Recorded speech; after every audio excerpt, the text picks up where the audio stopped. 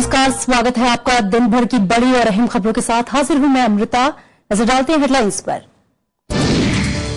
London में प्रधानमंत्री नरेंद्र मोदी का भव्य स्वागत। प्रतिनिधिमंडल स्तर की बातचीत में दोनों देशों का संबंधों को मजबूत बनाने पर जोर। आज रात करेंगे ब्रिटेन की संसद को संबोधित। टीपू सुल्तान की जयंती पर कर्नाटक में विरोध प्रदर्शन जारी। गिरीश कर्नाड और बीजेपी सांसद को जान से मारने की धमकी। कल बीएचपी का कर्नाटक बंद। तमिलनाडु में भारी बारिश से 41 लोगों की मौत, 27,000 बेघर। मृतकों के परिजनों को 4 लाख की मुआवजे का राहत और बचाव कार्य जारी। लगातार दूसरे महीने खुदरा महंगाई दर में इजाफा। अक्टूबर में खुदरा महंगाई बढ़कर 5%। सितंबर में औद्योगिक उत्पादन में 3.6% की बढ़ोतरी।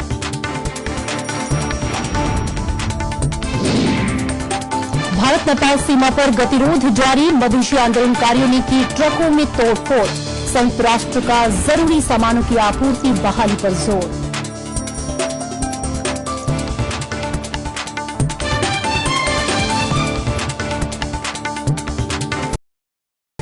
और अब नजर डालते हैं पहली खबर पर।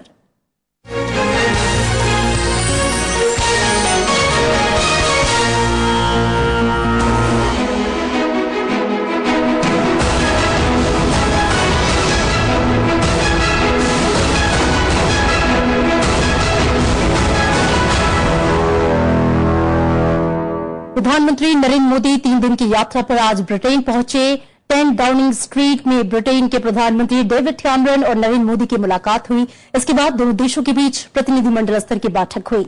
दोनों नेताओं ने द्विपक्षीय संबंध, व्यापार, ऊर्जा, रक्षा और निवेश के क्षेत्र में सहयोग बढ़ाने पर सहमति जताई। प्रधानमंत्री बनने के बाद पहली ब्रिटेन यात्रा पर लंदन पहुंचे नरेंद्र मोदी का जोरदार स्वागत किया गया।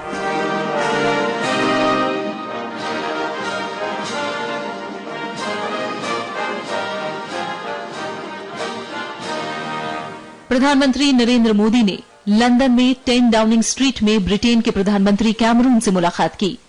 इस दौरान दोनों नेताओं ने द्विपक्षीय, क्षेत्रीय और वैश्विक मसलों पर चर्चा की और विकास में सहयोग के खाके पर बातचीत की। इसके बाद दोनों देशों के बीच प्रतिनिधिमंडल स्तर की बैठक शुरू हुई। इसमें व्यापार, ऊर्जा, रक्षा, निवेश, जलवायु परिवर्तन और आतंकवाद के मुद्दे पर जोर रहा। भारत और ब्रिटेन के बीच $10 अरब के समझौते होने की उम्मीद है। बाद में दोनों देशों की तरफ से साझा बयान जारी किया जाएगा। भारत और ब्रिटेन के बीच अभी $18 अरब का व्यापार है। प्रधानमंत्री नरेंद्र मोदी की इस यात्रा का मकसद भारत और ब्रिटेन के व्यापारिक संबंधों में तेजी लाना है। दोनों देश 11 साल से रणनीतिक साझेदार भी हैं। इस दिशा में भी सहयोग बढ़ाने पर जोर दिया जाएगा। ब्रिटेन संयुक्त राष्ट्र सुरक्षा परिषद में भारत की स्थायी सदस्यता का समर्थन करता है। इस लिहाज से प्रधानमंत्री की यह यात्रा काफी अहम है।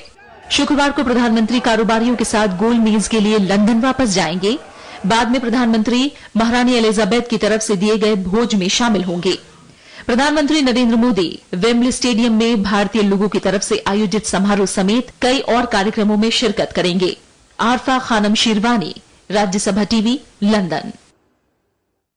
और प्रधानमंत्री की ब्रिटेन यात्रा पर बातचीत करने के लिए हमारे साथ स्टूडियो में मौजूद है संजय झा, ब्यूरो चीफ हैं आईटीवी न्यूज के लंदन। बहुत स्वागत है आपका। और साथ ही साथ हमारे साथ लंदन से सीधे जुड़े हैं आरफा खानम शेरवानी, हमारे संवाददाता। सबसे पहले रुक करेंगे आरफा का। आरफा, अभी का अपडेट हम आपसे जानना चाहेंगे।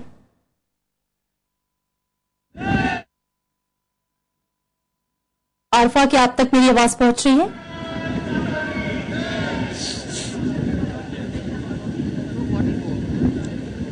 लगता है हमारा संपर्क नहीं हो पा रहा है। जी अमृता, मैं आपकी आवाज सुन पा रही हूँ। हालांकि यहाँ हवा बहुत तेज चल रही है और चारों तरफ जो है वो लोग। जी जी हाँ, तो मैं ये कह रही थी कि हवा बहुत तेज है और खासकर लोग नारेबाजी कर रहे हैं, तो इस वजह से सुनने में थोड़ा मुश्किल है। मैं आपको बताना चाहती हूँ कि आज का दिन काफी महत्वपूर्ण है। भारत और ब्रिटेन के रिश्तों के मद्देनजर करीब 10 साल बाद कोई भारतीय प्रधानमंत्री यहाँ पर आ रहा है, पहुंच गया है, और खासकर प्रधानमंत्री मोदी के लिए ये काफी महत्वपूर्ण है। वो उनकी पहली यात्रा है। जो बायलैटरल रिश्ते हैं उनको लेकर फिलहाल बातचीत चल रही है और कुछ ही पलों में प्रधानमंत्री मोदी जो है यहाँ पहुंचेंगे और महात्मा गांधी की मूर्ति के पास उसका अनावरण करेंगे। लेकिन जो महत्वपूर्ण बात है वो ये है कि अगर ट्रेड और बिजनेस और पॉलिटिक्स के हिसाब से देखें तो बेहद महत्वपूर्ण है। जिस तरह से अखबारों ने इस पर रिपोर्टिंग की है कि इसको कई मायनों में एक मॉडर्न यूके और इंडिया के मॉडर्न रिश्तों की नजर में के हिसाब से अगर देखा जाए तो एक नया चैप्टर माना जा सकता है।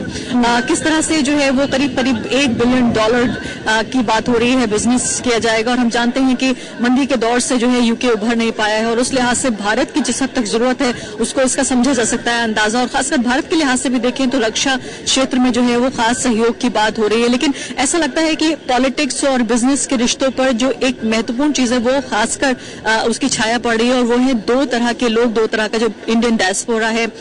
कुछ लोग उस तरह के हैं जो कि विरोध कर रहे हैं पीएम मोदी के यहाँ आने का, ब्रिटेन के में आने का, और बाकी कुछ लोग ऐसे हैं जो वी लव मोदी कह रहे हैं। बड़ी तादाद उन लोगों की भी है, लेकिन ये बात जरूर यहाँ पर स्वीकार करनी होगी कि उन लोगों की तादाद कहीं कहीं ज्यादा है जो लोग विरोध कर रहे हैं।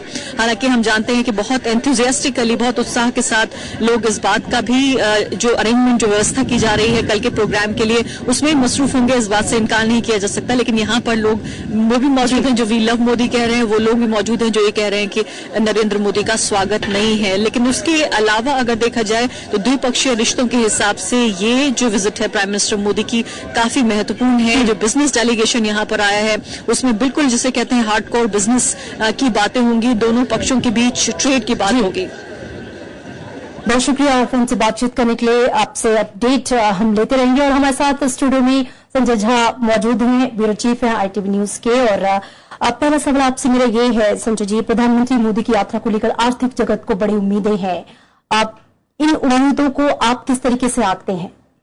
देखिए, ये जैसे आरफा ने लंदन से बताया कि ये यात्रा अपने आप में काफी ऐतिहासिक यात्रा है, क्योंकि भारत और ब्रिटेन का जो संबंध है एक दूसरे देशों की तरह द्विपक्षीय संबंध के आईने से नहीं देखा जा सकता, क्योंकि भारत और ब्रिटेन के जो एक साझेदारी है वो आजादी से पहले की साझेदारी है। तो हमारे भारत में और ब्रिटेन में काफी जो है कनेक्शन होता है। हमारे यहाँ से इतने सारे स्टूडेंट्स पढ़ने जाते हैं। तो जहां तक आपने आर्थिक कहा कि ब्रिटेन के अंदर जो है ग्रोथ नहीं हो पा रहा है, ग्रोथ ब्रिटेन जो है एक रिसेशन से भले उभर गया हो, पर उनका जो ग्रोथ रेट है बहुत ही कम है। और ऐसे में जो इंडियन बिजनेसमैन, हम मेक इन इंडिया की बात कर रहे हैं, हम स्किल इंडिया की बात कर रहे हैं, ये ब्रिटेन के पास इसका काफी है। ब्रिटेन एक लंदन जो है एक बहुत बड़ा फाइनेंशियल सेंटर है। तो प्रधानमंत्री जी की जो यात्रा है वो करीब करीब 1 दशक के बाद जो शुरू हो रही है, उसको लेकर के इसलिए बिजनेसमैन, ब्रिटिश बिजनेसमैन भी यहाँ इन्वेस्ट करना चाहते हैं। और साथ साथ देखिए, प्रधानमंत्री के साथ उनके जो डेलीगेशन में काफी भारतीय जो हैं बड़े बड़े बिजनेसमैन वो भी जा रहे हैं। तो आर्थिक जगत को इसलिए उम्मीद है कि जब इंश्योरेंस सेक्टर लीजिए, ब्रिटेन की कई सारी इंश्योरेंस कंपनियां हैं कि वो ऑलरेडी यहाँ मौजूद हैं, वो ज्यादा इन्वेस्ट करना चाहती हैं। और उसके लिए अभी जो सरकार ने जो 26% थी हमारे यहाँ पे लिमिट फॉरेन डायरेक्ट इन्वेस्टमेंट की, उसको बढ़ा करके 49% कर दिया। तो इस तरह की जो बहुत सारी चीजें ऐसी जिसमें ब्रिटेन के बिजनेसमैन इंडिया में आना चाहते हैं, और इंडियन बिजनेसमैन भी वहां जाकर के अपने कारोबार, अब अमूमन आप समझ लीजिए कि भारतीय कंपनी जो है 1,10,000 से ज्यादा लोगों को एम्प्लॉय करते हैं। टाटा वहां पे सबसे बड़ा इन्वेस्टर बन गया है आज के दौर में, जो कि इसको रिवर्स कैपिटलिज्म भी लोग कह रहे हैं कि भाई पहले ब्रिटेन के लोग यहाँ आते थे, अब हम इंडियन कंपनी जो है, तो राज रिवर्सल लोग कह रहे हैं इसको कि राज से जो है वापिस जा रहा है पैसा। तो इसलिए इन सब यही वजह की ये यात्रा दोनों देशों के लिए अहम है, बहुत ज्यादा अहम है इस बात को लेकर के। भारत और ब्रिटेन के बीच रक्षा, सुरक्षा और पर्यावरण को लेकर भी कई समझौते, अहम समझौते होने की उम्मीद है। आप क्या इसे दोनों देशों के बीच संबंधों को लेकर एक बढ़ता हुआ कदम के रूप में हम देखेंगे? बिल्कुल, देखिए, ब्रिटेन जो है वो यूनाइटेड नेशन सिक्योरिटी काउंसिल का परमानेंट मेंबर है, G20 का मेंबर है, और भी जो इंटरनेशनल जितने फोरम्स हैं उसमें बहुत बड़ी भागीदारी होती है। आप देखिए मिडिल ईस्ट में ISIS के खिलाफ जो अभी लड़ाई चल रही है उसमें ब्रिटेन की बहुत बड़ी भूमिका है। और ब्रिटेन का जो अपना डिफेंस इंडस्ट्री है, ब्रिटेन की जो नेवल कैपेबिलिटीज हैं, तो उन सब को लेकर के हमें जो चाहिए यहाँ पे इंडिया में भारत की जो सुरक्षा की जरूरतें हैं, और खास करके ब्रिटेन का जो इंटेलिजेंस है, आप देखिए उसमें हमारे यहाँ पे जो आतंकवाद की समस्या है, जो पड़ोसी देश से होती है या बाकी जगहों से होती है, ब्रिटेन उसमें भारत को जो एक इंटेलिजेंस शेयरिंग के तौर पे काफी कुछ मदद कर सकता है। जी बिल्कुल। ब्रिटेन संयुक्त राष्ट्र सुरक्षा परिषद में भारत की स्थायी सदस्यता का समर्थन भी करता है और भारत भी इसके लिए पूरा जोर लगा रहा है। इस लिहाज से इस यात्रा को कैसे आप देखेंगे? देखिए, उस जो भारत की जो यूएन परमानेंट सिक्योरिटी काउंसिल की जो ख्वाहिश है, काफी दिनों से प्रयास चल रहा है। अभी हमने देखा अफ्रीका समिट भी हुआ था, उसको लेकर के भारत के प्रधानमंत्री मोदी जी भी जगह जगह जाकर के भारत के लिए समर्थन जुटाने का काम कर रहे हैं। तो ब्रिटेन ने पहले ही ये बात कह रखा है कि हम भारत का समर्थन करते हैं। भारत जो कि दुनिया का सबसे बड़ा लोकतंत्र है और जो ऑलमोस्ट अब 1.2 बिलियन लोग जो यहाँ रहते हैं, अगर उसकी आवाज अगर संयुक्त राष्ट्र संघ में नहीं जाए तो ये संयुक्त राष्ट्र संघ का एक अच्छा रिप्रेजेंटेशन नहीं है। तो बिल्कुल ये तो और ब्रिटेन चूंकि एक परमानेंट मेंबर है, वीटो पावर है उसके पास में, तो अगर ये जो मदद है ये काफी सराहनीय है ब्रिटेन के लिए। संजय, एक और एक आखिरी सवाल आपसे कि सलमान रुश्दी और लगभग 200 लेखकों ने ब्रिटेन के प्रधानमंत्री को एक खत लिखा है जिसमें उन्होंने मांग की है कि जो भारत में हो रहा है और जिस तरह की स्थितियां हैं संविधान में, जो स्वतंत्रता दी गई है अभिव्यक्ति को लेकर, उस पर कम से कम एक बात की जाए। कैसा असर पड़ेगा इसका? और जो हमने आरफा ने भी बताया कि जिस तरह का विरोध भी वहां पर हो रहा है। देखिए, ब्रिटेन एक अपने आप में बहुत ही डिफरेंट कंट्री है। वहां जैसे आरफा ने बताया कि लोग दोनों तरह के लोग जो हैं वो एक कुछ लोग हैं जो मोदी जी का समर्थन कर रहे हैं क्योंकि काफी गुजराती लोग हैं वहां पे, और कुछ लोग हैं जो लेखक जैसे सलमान खुर्शीद का नाम लिया आपने, और भी कुछ लोग हैं जो कि विरोध प्रकट कर रहे हैं। देखिए, ये जो द्विपक्षीय संबंध है, लेखकों को अधिकार है कि अपना जो भी कहना चाहें, और उन्होंने कहा कि प्रधानमंत्री कैमरून को कहा है कि आप यही बात उठाइए कि भारत के अंदर जो इनटॉलरेंस हो रहा है, असहिष्णुता जो बढ़ रही है, उसको लेकर के उठाएं। और मुझे लगता है कि ये मामला फिगर करेगा, क्योंकि ब्रिटेन नहीं करेगा, मेरा ये मानना है, क्योंकि ब्रिटेन जो है इस यात्रा को लेकर के इतने दिनों से तैयारी कर रहा था। वो ऐसा कोई मुद्दा नहीं उठाना चाहेंगे जिसे कि प्रधानमंत्री जी को मुश्किल हो जवाब देने में, और ये एक बहुत छोटा मामला है द्विपक्षीय। देखिए, ये भारत का अंदरूनी मामला है। शुक्रिया हमसे बातचीत करने के लिए। तो ये थी हमारी आज की पहली खबर।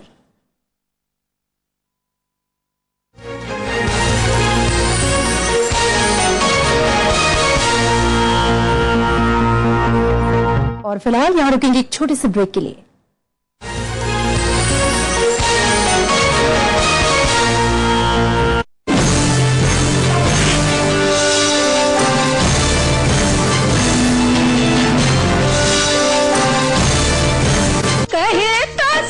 लोकगीतों की मिठास जिससे दमक उठा बॉलीवुड भी।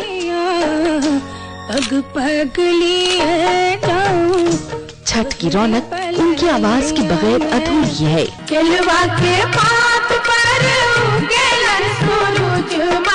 लोकगीतों में बढ़ती फूहड़पन से चिंतित। थोड़ी देर के लिए भले ही अच्छा लग जाए, पर संगीत में फूहड़पन भर देने से जब वो टिक नहीं सकता। मिलिए शख्सियत में लोक गायकी की मशहूर मारूफ शख्सियत शारदा सिन्हा से शनिवार रात 10:30 बजे और रविवार सुबह 11 बजे सिर्फ राज्यसभा टीवी पर।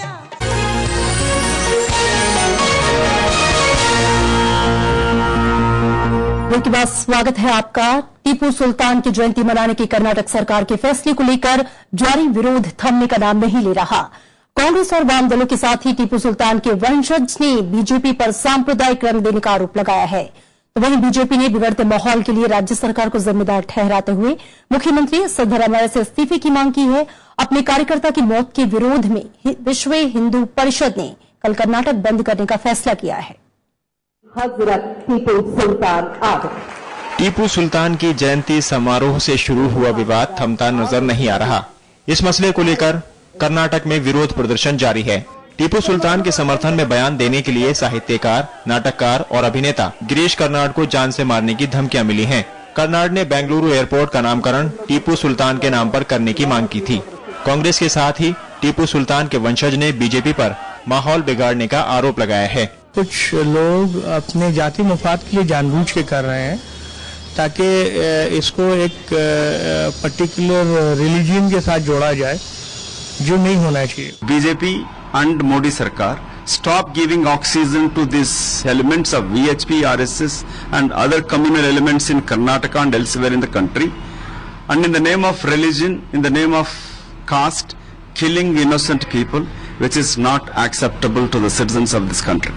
उधर टीपू सुल्तान की जयंती मामले पर टिप्पणी करने वाले बीजेपी सांसद प्रताप सिम्हा को भी फेसबुक पर जान से मारने की धमकी दी गई है। बीजेपी ने कानून व्यवस्था बनाए रखने में विफल रहने का आरोप लगाते हुए मुख्यमंत्री सिद्धारमैया से इस्तीफे की मांग की है। वहीं केंद्रीय शहरी विकास मंत्री वेंकैया नायडू ने बेंगलुरु एयरपोर्ट का नाम बदलने की किसी भी मांग पर विचार करने से साफ इनकार कर दिया है। भारतीय जनता पार्टी से सिद्धारमैया जो कि वहां के मुख्यमंत्री हैं, उनका रेजिग्नेशन, उनका त्यागपत्र डिमांड करते हैं, क्योंकि महीनों से ये देखने को मिल रहा है कि कर्नाटक में कानून की व्यवस्था बनाए रखने में वो सक्षम नहीं है। अभी केम्पेगौड़ा बेंगलुरु शहर का निर्माता है, बहुत आदर करते जनता उनको, और उनका नाम बेंगलुरु इंटरनेशनल एयरपोर्ट को रखा है। पब्लिक ने उसको स्वागत किया है। अभी चर्चा करना नए केम्पेगौड़ा के जगह पे अमुक व्यक्ति का नाम रखे तो अच्छा होता है, मतलब नहीं। कर्नाटक सरकार ने 10 नवंबर को 18वीं सदी के मैसूर शासक टीपू सुल्तान की जयंती समारोह का आयोजन किया था। इसका बीजेपी ने बहिष्कार किया था। साथ ही विश्व हिंदू परिषद और कुछ दूसरे संगठनों ने राज्य भर में विरोध प्रदर्शन भी किए थे। इस दौरान कोडगू में विश्व हिंदू परिषद के एक कार्यकर्ता की मौत हो गई थी। बीजेपी इस मामले की न्यायिक जांच की मांग कर रही है। Bureau report, Rajya Sabha TV. Kejriwal सरकार ने दिल्ली और जिला क्रिकेट संघ में भ्रष्टाचार की जांच के लिए 2 सदस्यीय समिति बना दी है। समिति को अगले 48 घंटे में रिपोर्ट सौंपनी है। कमेटी वित्तीय धांधली, फंड्स में हेराफेरी, स्टेडियम के रखरखाव, सरकारी पैसे के बकाये जैसी शिकायतों की जांच करेगी। भूषण सिंह बेदी समेत कुछ सीनियर क्रिकेट खिलाड़ियों ने मुख्यमंत्री अरविंद केजरीवाल से डीडीसीए की कार्यप्रणाली को लेकर शिकायत की थी।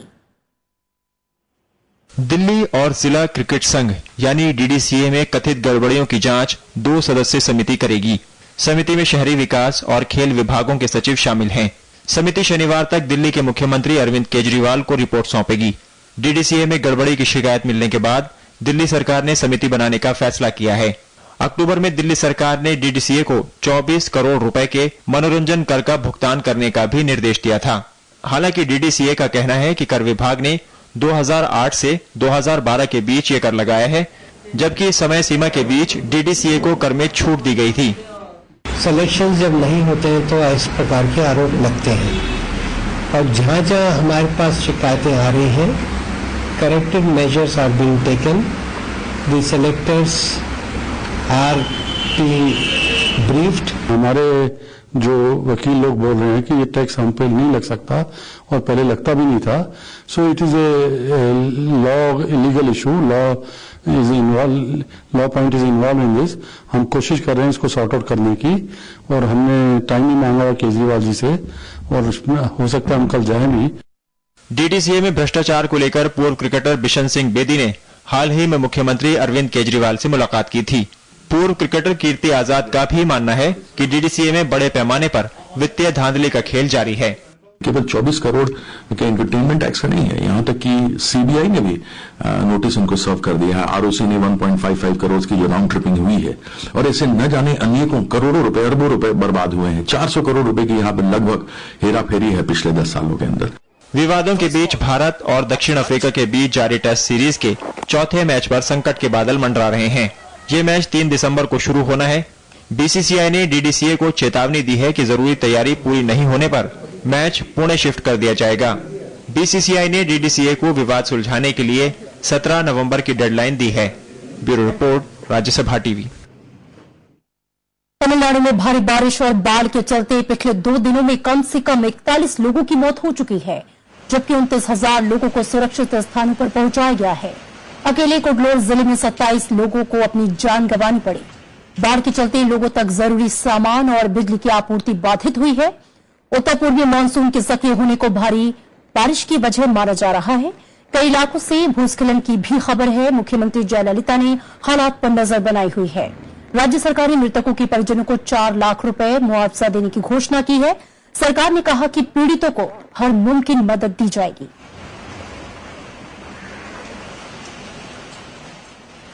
सीबीआई ने उग्रवादी गुट उल्फा नेता अनूप चेतिया को गिरफ्तार करने के बाद उसे 6 दिन की ट्रांजिट रिमांड में लिया है। उसे पूछताछ के लिए गुवाहाटी ले जाया जाएगा। अलगाववादी उल्फा नेता अनूप चेतिया को बांग्लादेश ने मंगलवार को भारत के हवाले कर दिया था।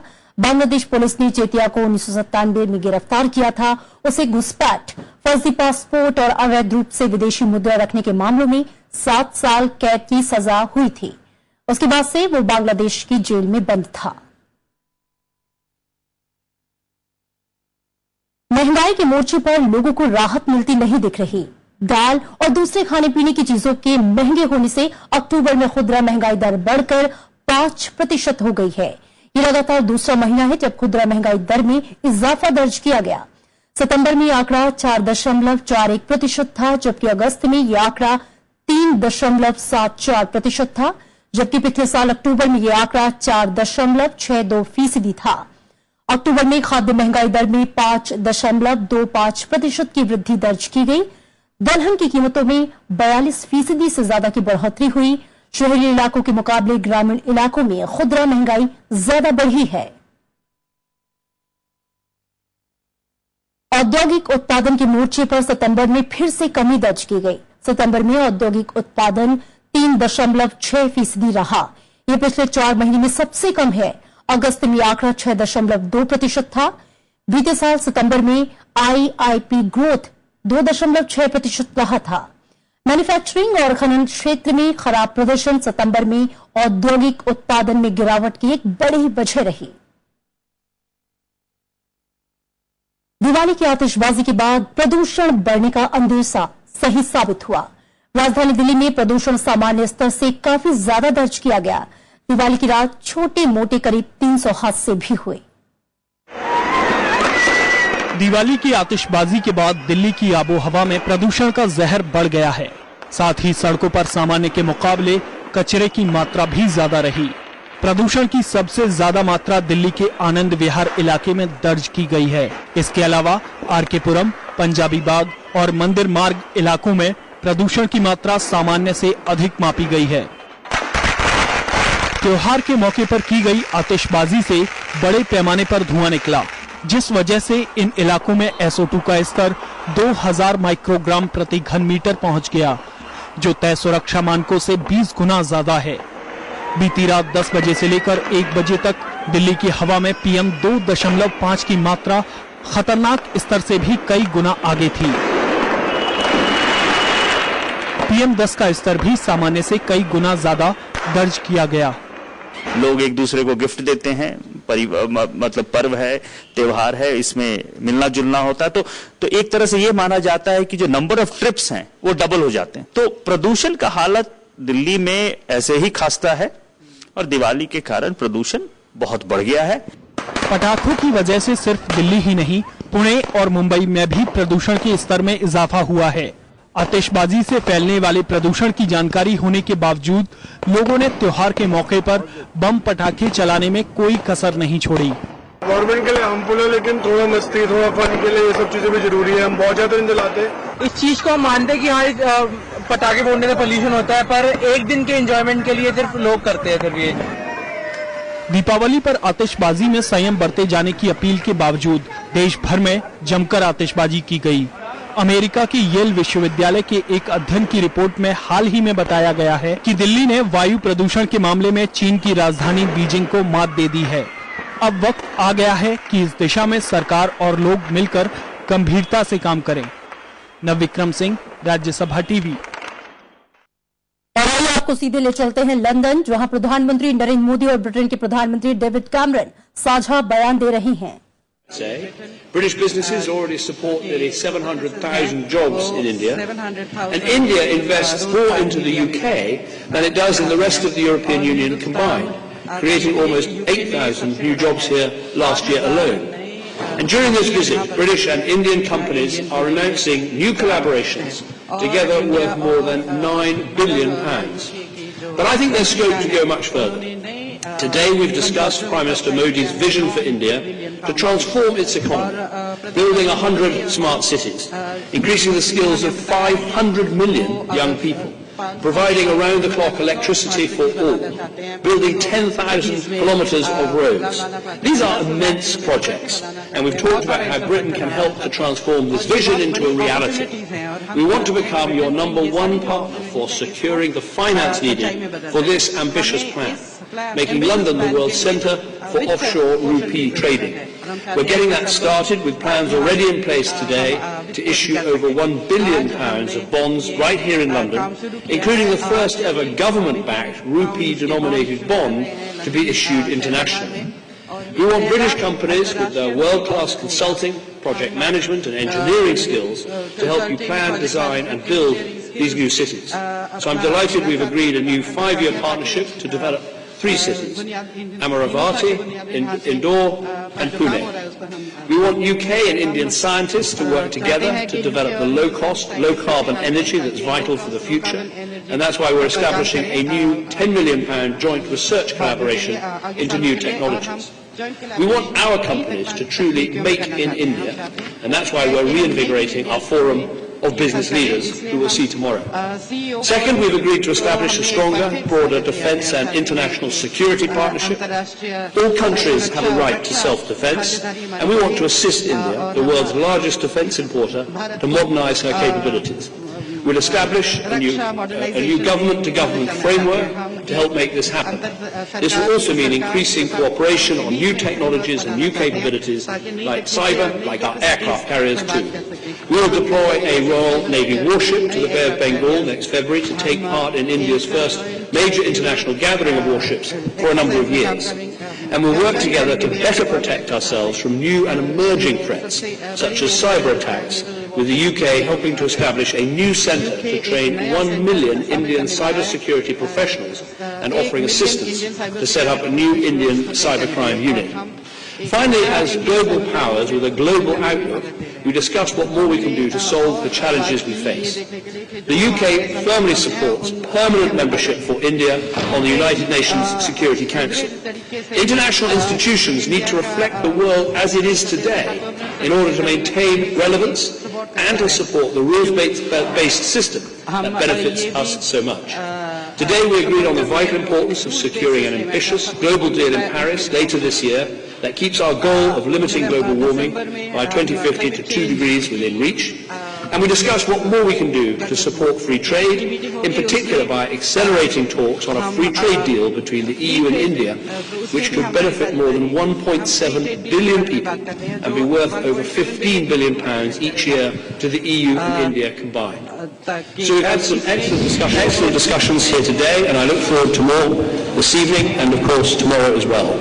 We both have big ambitions for the relationship between our countries. We want a modern, essential partnership founded on old ties, but defined and fueled by the modern, diverse, dynamic countries that we are both today.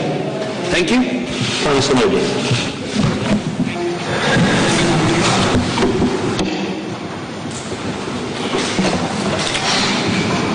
प्रधानमंत्री Shri Cameron, media के सभी साथियों, प्रधानमंत्री Cameron अपने भारत और Britain के संबंधों के प्रति जो उत्साह और आशावादी दृष्टिकोण दिखाया है, उसके लिए मैं आपका आभार प्रकट करता हूं। आपने भारत और ब्रिटेन के संबंधों को सशक्त करने में बड़ा योगदान दिया है। मैं आपके गर्मजोशी से भरे स्वागत और भारत यूके संबंधों को सशक्त बनाने के आपके योगदान के लिए आपका धन्यवाद करता हूं।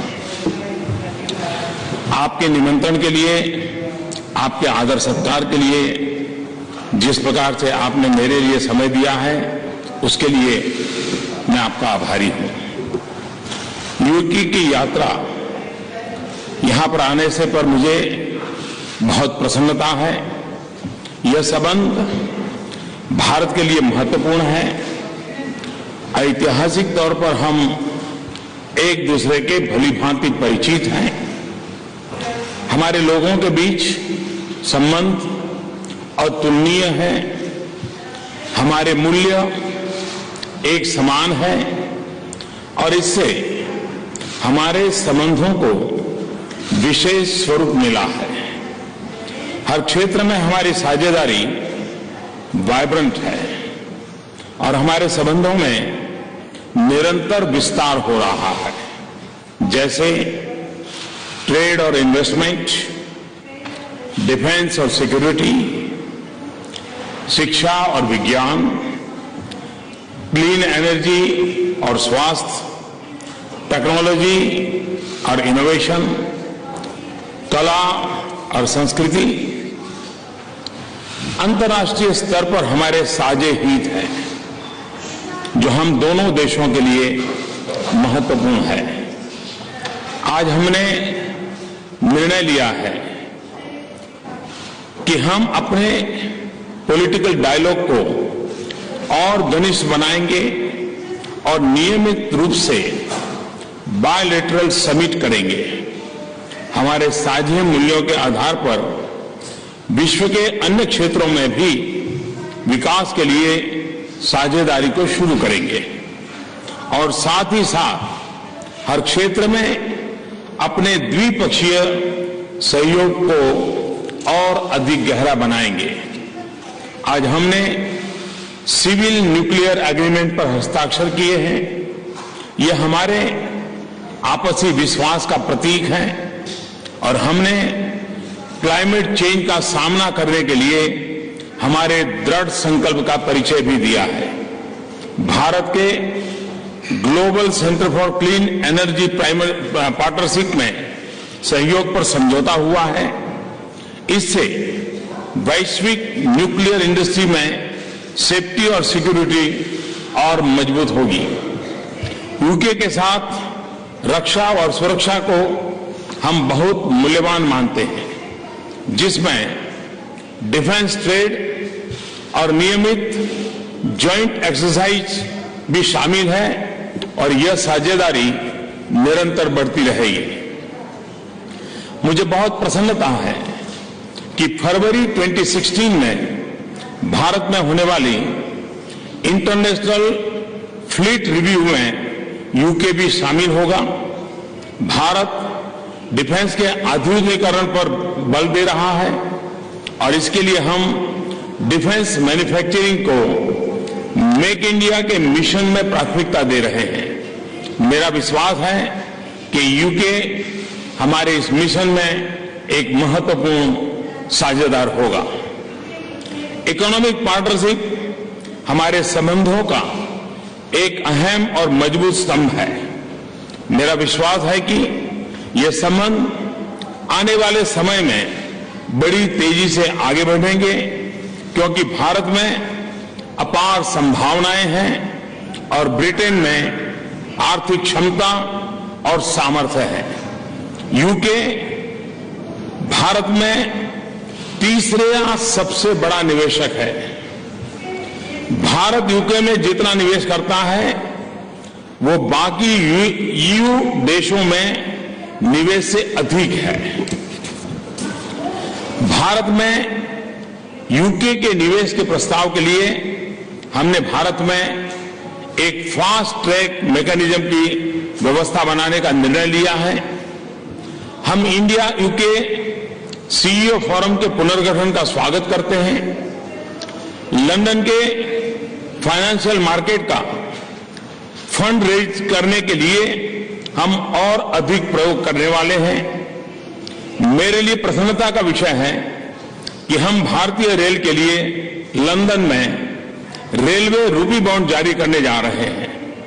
यह एक तरह से स्वाभाविक है कि भारतीय रेल की यात्रा यहीं से शुरू हुई थी। अगले 2 दिनों में हमारे बिजनेस सेक्टर के साथ होने वाली एंगेजमेंट्स का मैं उत्सुकता के साथ इंतजार कर रहा हूं और हम बिजनेस सेक्टर से कई महत्वपूर्ण अनाउंसमेंट्स की अपेक्षा करते हैं।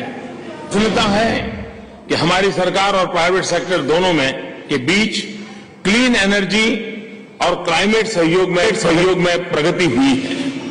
यह क्षेत्र महत्वपूर्ण भी है और इसमें अपार संभावनाएं भी हैं।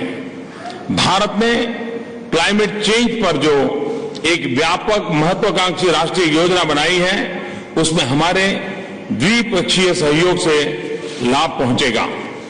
हम आशा करते हैं कि पेरिस में होने वाले सम्मेलन में UN convention on climate change के फ्रेमवर्क के अंतर्गत ठोस परिणाम निकलेंगे और विश्व सस्टेनेबल और लो कार्बन भविष्य के लिए एक निर्णायक रास्ता तय होगा। आज कई और क्षेत्रों में ठोस परिणाम निकले हैं जिसका भारत की राष्ट्रीय प्राथमिकता से संबंध है। इनमें स्मार्ट सिटीज, स्वास्थ्य, रिवर क्लीनिंग, स्किल और शिक्षा शामिल है। हम इस बात पर सहमत हैं कि सभी क्षेत्रों में हमारी साझेदारी के लिए टेक्नोलॉजी, रिसर्च और इनोवेशन मजबूत नींव प्रदान करेंगे। हम दोनों देश अपनी इस साझेदारी से जनता के लिए नए अवसर पैदा करेंगे और समृद्धि बढ़ाएंगे। साथ ही साथ साझे हितों को प्राप्त कर पाएंगे और अपनी चुनौतियों का ठीक से सामना कर सकेंगे, जैसे एशिया में शांति और स्थिरता, विशेष करके दक्षिण और पश्चिम एशिया में सामुद्रिक सुरक्षा, साइबर सुरक्षा तथा आतंकवाद और अतिवाद। इन सभी विषयों पर मैं और प्रधानमंत्री कैमरून आज और कल चेकर्स में और विस्तार से बात करने वाले हैं।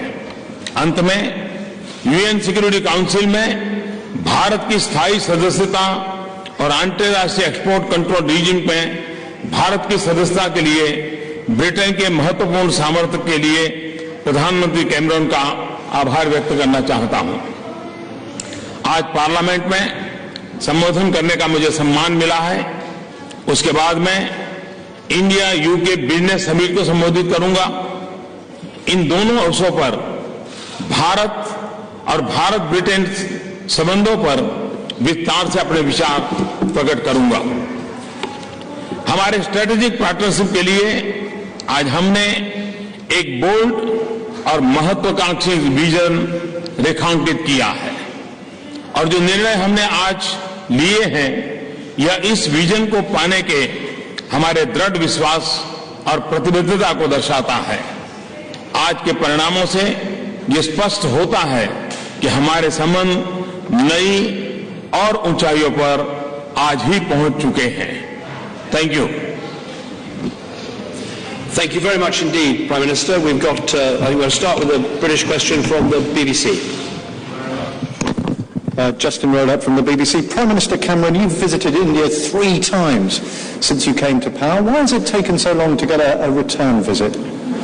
And Prime Minister Modi, India is becoming an increasingly intolerant place. Why?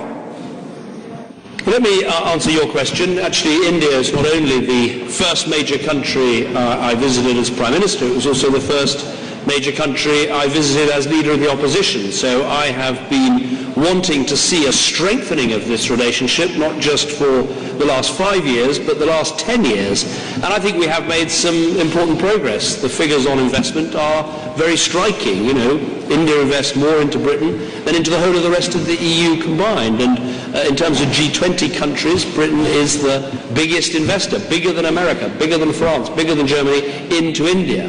But I think where we agree is that we shouldn't rest on our laurels. We should try and raise our sights and look at these projects like smart cities, like Digital India, like Clean India, where we can bring expertise and really forge a partnership. India soon will be the 3rd largest economy in the world. Britain is the 5th largest economy in the world. We have, I think, real potential. As for the time it takes to have a visit, I'm delighted that the Prime Minister is here. We've met many times before at G20s, most recently in New York, and we agreed to make this visit an absolute centrepiece of building a stronger relationship, which is what we're doing today. Prime Minister.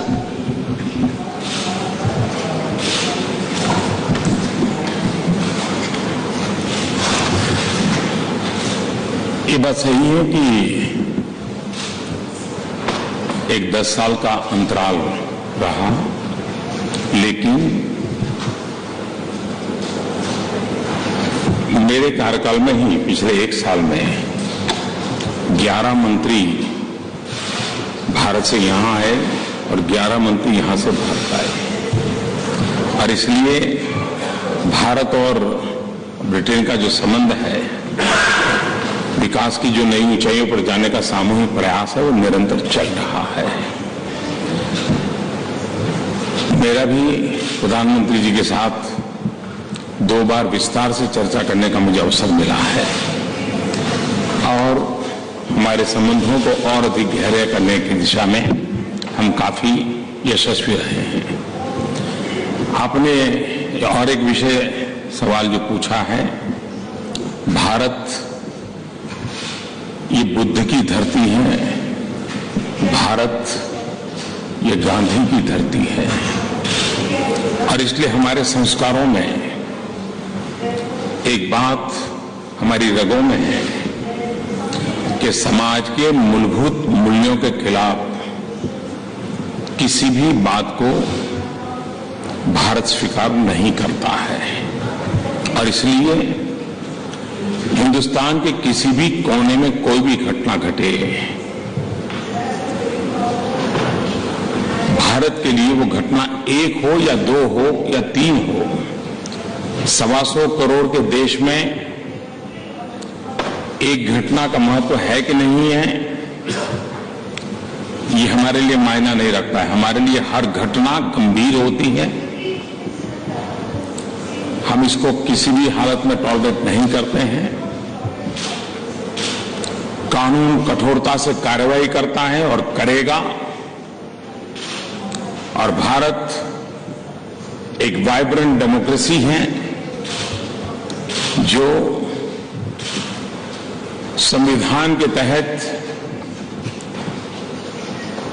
सामान्य से सामान्य नागरिक के जीवन को हर प्रकार की सुरक्षा, उसके विचारों की रक्षा, उससे प्रतिबद्ध हैं, और इस काम पर हम कमिटेड हैं। Question from the Indian press.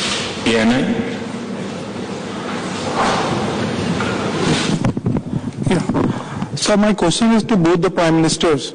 Sir, both India and UK are victims of terror from same terrorist groups. Both our cities are being bombed by the people who are trained from the same source of terror. Both countries lost lives in Afghanistan from the same set of terrorists. In your discussions today, sir, did you discuss the shared concerns, and did you agree on some of the cooperation in this field?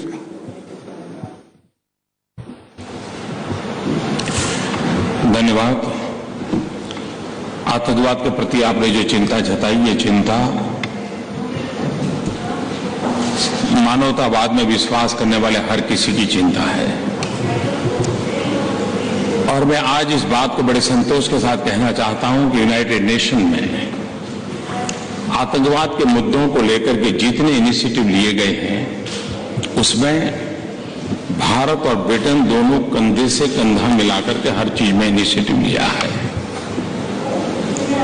Afghanistan में Britain के काफी सैनिकों ने अपना जीवन दिया है, तो भारत ने भी कई अपने अच्छे अफसरों को वहां गंवाया है। हम दोनों देश ऐसे हैं कि जो आतंकवाद के कारण परेशान है, और इसलिए आतंकवाद के खिलाफ लड़ना ये 1 या 2 या 3 देशों का विषय नहीं है, ये मानवतावादी हर एक की जिम्मेवारी है। आज आतंकवाद किस प्रकार से फैला है, उसकी कोई सीमाएं नहीं, उसकी कोई भूभाग नहीं है। हर दिन नए संगठन के नाम से जन्म लेते हैं, हर दिन नए इक्विपमेंट उनके हाथ में आते हैं। अब आतंकवादी को इक्विपमेंट मैन्युफैक्चरिंग तो करते नहीं है। सबसे पहले महात्मा गांधी कहते थे कि न्याय तब आता है जब आपको ज्ञान हो कि अन्याय किसको कहते हैं। हम टेररिस्ट किसको कहते हैं, टेररिस्ट को मददगार कौन है, यूनाइटेड नेशन में इसके संबंध में एक प्रस्ताव है उसकी परिभाषा करने के लिए।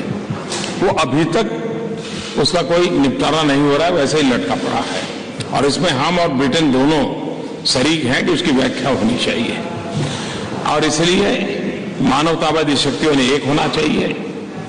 जो टेररिस्ट हैं, जो टेररिस्टों को मदद करते हैं, वो उन शक्तियों को आइसोलेट करना चाहिए और मानवता की रक्षा करने के लिए हम सबने मिलकर के प्रयास करना चाहिए। Thank you. I would simply add that we have had preliminary discussions today about the terrorist threat that we both face. We're going to have intensive discussions tomorrow morning on exactly this issue. India has suffered on the streets of Mumbai, for instance. We have suffered on the streets of London, and we have to confront particularly this Islamist extremist violence and terrorism, which is doing so much damage not just to our countries but also to the world. The argument I would make is it's not enough simply to close down terrorist groups and close down ungoverned space, which is what our intervention in Afghanistan was about, was to try and make sure that that country was run by a government with the power to keep terrorist groups out of that country. We also need to deal with the narrative that the terrorists use, with the culture of grievance they try to build up to justify unjustified actions, and that I think will be part of our discussions tomorrow. Let's hear from Nick Watt from The Guardian. Thank you, Prime Minister. Prime Minister Cameron, can I ask you, how comfortable do you feel welcoming Prime Minister Modi to this country, given that for the first 2 years of your premiership he was not permitted to visit this country because of his record as Chief Minister of Gujarat? And on Europe, can I ask you, Donald Tusk has just said that unless the European Union strengthens its external borders, there will be no future for Schengen. Do you agree with him? And what do you say to Martin Schulz, who says that Europe is very happy to spend billions of pounds on bankers, helping them, but is pretty miserable when it comes to helping migrants? And Prime Minister Modi, can I ask you, in the next 2 years, the United Kingdom will be having a referendum on whether to remain in or leave the European Union. Do you see a future for the United Kingdom outside the European Union? And also, Prime Minister Modi, can I ask you, tomorrow night you will obviously have a rapturous reception at Wembley Stadium, but there are a number of protesters out today who are saying, and I'm wondering what you say to them, that given your record as Chief Minister of the state of Gujarat, you do not deserve the respect that would normally be accorded to the leader of the world's largest democracy. Thank you. Nick, well, lots of questions there. Let me try and answer all of them. I'm pleased to welcome Prime Minister Modi here. He comes with an enormous mandate from the people of India who made him Prime Minister with a record and historic majority. As for what happened in the past, there were legal proceedings. There were also, as my colleague Priti Patel said earlier today, representations from the British government at the time. But we're now discussing the future partnership between Britain and India, both of us backed by our countries for this Parliament, to work together to strengthen the partnership that we have. On the other issues that you raise, the reason for supporting banks in a crisis is not that they are uniquely wonderful things or wonderful people, but simply if you allow banks to collapse, they pull down every other business with them. But that's why we've reformed the system in this country, so that if banks get in trouble in future, they are bailed out by their own creditors and not by the taxpayer. As for support for migrants, I think Britain can hold its head high up internationally, because we have given more than any other European country, indeed more than any other country in the world, apart from the United States of America, to help with the Syrian refugee crisis, supporting the neighbouring countries, supporting people in Syria, and of course supporting the refugee camps. No country apart from America has done more. As for what Donald Tusk says about Schengen, Britain is not in Schengen. We have kept our own borders while being part of the European Union.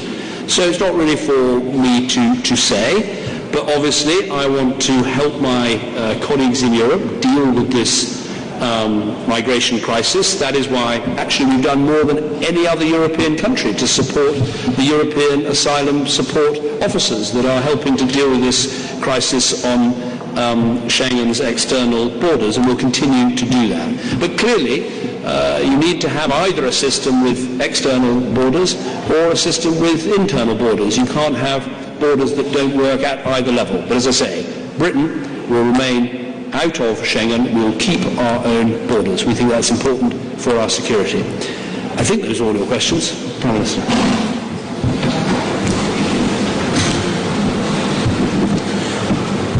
एक तो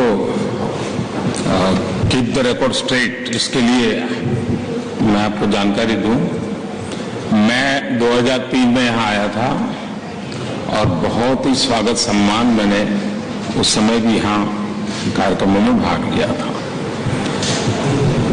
UK ने कभी भी मुझे यहाँ आने पर रोका नहीं है, कभी कोई प्रतिबंध लगाया नहीं है। मेरे समय अभाव के कारण मैं नहीं आ पाया, वो अलग बात है। तो ये गलत परसेप्शन है, उसको करेक्ट कर लीजिए। दूसरी बात है कि 2 साल के बाद रेफरेंडम होगा। मैं मानता हूं कि यहाँ के नागरिक बहुत समझदार हैं, मुझे उनको कोई टिप देने की जरूरत नहीं है। लेकिन जहां तक भारत का सवाल है, यूरोपियन यूनियन का हमारा अगर कोई प्रवेश द्वार है तो ब्रिटेन है, और हमारा सबसे आर्थिक कारोबार किसी के साथ है तो ब्रिटेन के साथ है। हम इसी प्रवेश द्वार से यूरोप के बाकी देशों में जा रहे हैं।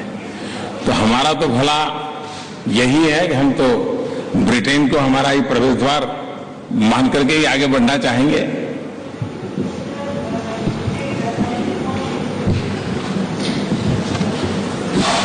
विकास से सवाल है। मेरा सवाल ये है कि भारत इस समय एक बड़े बदलाव के दौर से गुजर रहा है और उसमें महत्वपूर्ण रोल आपके द्वारा शुरू की गई कई योजनाएं भी हैं। मेरा प्रधानमंत्री जी आपसे ये सवाल है कि भारत की आर्थिक परिस्थितियों और सामाजिक परिस्थितियों में आप किस तरह के सहयोग की आशा कर रहे हैं ब्रिटेन से। और मेरा डेविड कैमरन साहब से सवाल है कि भारत और ब्रिटेन के बहुत पुराने और ऐतिहासिक संबंध हैं, आप इन संबंधों को पुनर्परिभाषित करने के लिए किस तरह के नए भूमिका में दिखाई देंगे या किस तरह की नई कोशिशें करेंगे ताकि ये संबंध और प्रगाढ़ हों? देखिए, आप भारत जिस दिशा में प्रगति कर रहा है, प्रगति करना चाहता है, जैसे हमारा एक छोटा सा उदाहरण देता हूं। हमारे यहाँ टेलीडेंसिटी बहुत है, करीब 27-28 हजार टावर हैं और वे डीजल का उपयोग करते हैं। हमें डीजल इंपोर्ट करना पड़ता है, क्लाइमेट के लिए तकलीफ पैदा करते हैं। यूके के पास हाइड्रोजन फ्यूल सेल्स की टेक्नोलॉजी है।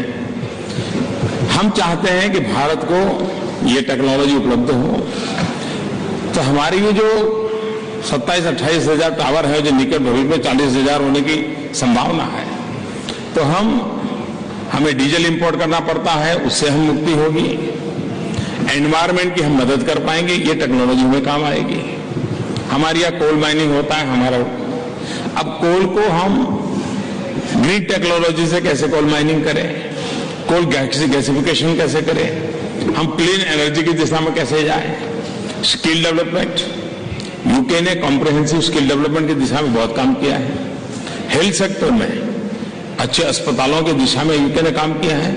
इन सारे विषयों पर चर्चा हुई है और ये सारी बातों में भारत के गरीब से गरीब व्यक्ति को किस प्रकार से वैश्विक संबंध काम आ सकते हैं, वैश्विक पूंजी निवेश कैसे काम आ सकता है, उस दिशा के हमारे प्रयासों में आज मेरी यूके की इस यात्रा से मैं विश्वास से कह सकता हूं कि इन सारे विषयों को हम सफलतापूर्वक आगे बढ़ाएंगे।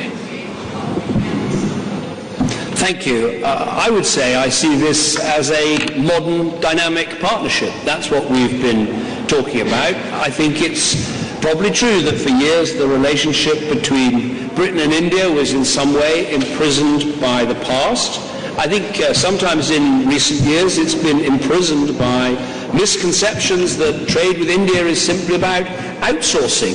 Look at the relationship today. If someone had told you 20 years ago one of the most successful car manufacturers in Britain expanding and selling all over the world would be a combination of Indian capital and British design and manufacturing expertise, people would say, really, is that going to happen? Well, that's what Jaguar Land Rover, just one example, is all about.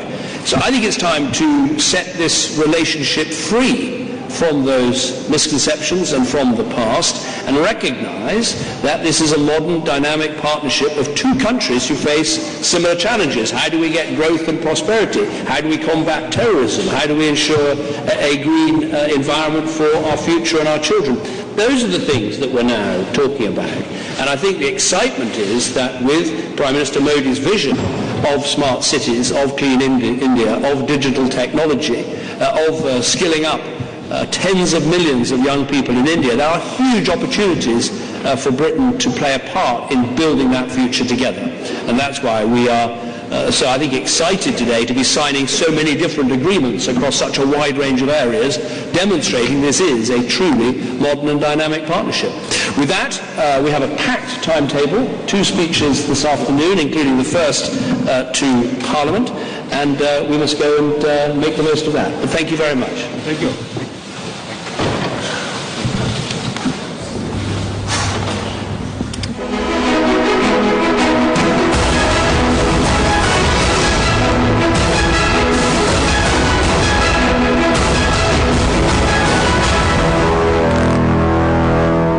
आप सीधे देख रहे थे अब भारत और Britain का साझा बयान, जिसमें कहा गया है कि आपसी सहयोग को मजबूत किया जाएगा।